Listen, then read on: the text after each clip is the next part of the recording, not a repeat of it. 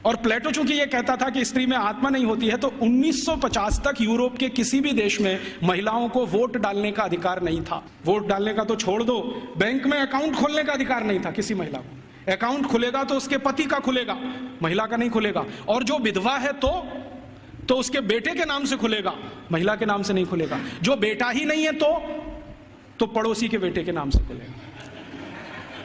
हाँ, उसके नाम से बैंक अकाउंट नहीं खुल सकता।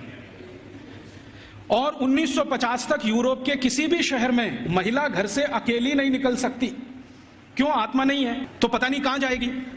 तो इसलिए उसके साथ में पुरुष का होना जरूरी है, वो चाहे 3 साल का ही क्यों ना हो। और प्लेटो ने लिख दिया ना स्त्री में आत्मा नहीं होती, तो सारे यूरोपियन दार्शनिकों ने कहा है कि स्त्री तो मेज कुर्सी जैसी होती है, जब तक इस्तेमाल करो अच्छी लगती है, नहीं लगती बाहर फेंक दो, दूसरी ले आओ। ये है उनकी फिलॉसफी।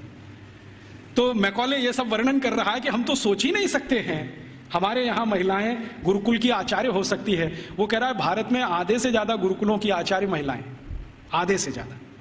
और वो कह रहा है कि ये सिर्फ गुरुकुलों की नहीं, हायर स्टडीज सेंटर में भी यही है। तो उसको पूछा जा रहा है कि ये भारत में ऐसा कैसे हो गया, महिलाओं को इतनी शिक्षा मिल गई, इतनी ऊपर आ गई।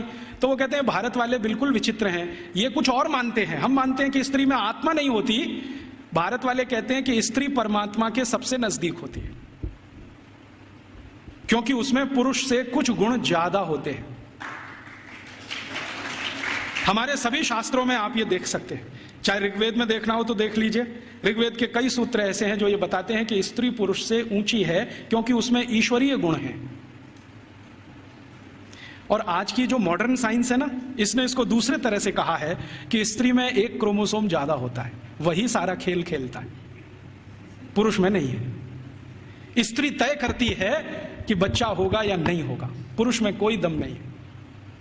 तो ये आज की मॉडर्न साइंस कहती है। हमारी साइंस तो बहुत पहले कह चुकी है कि स्त्री ईश्वर के सबसे नजदीक है।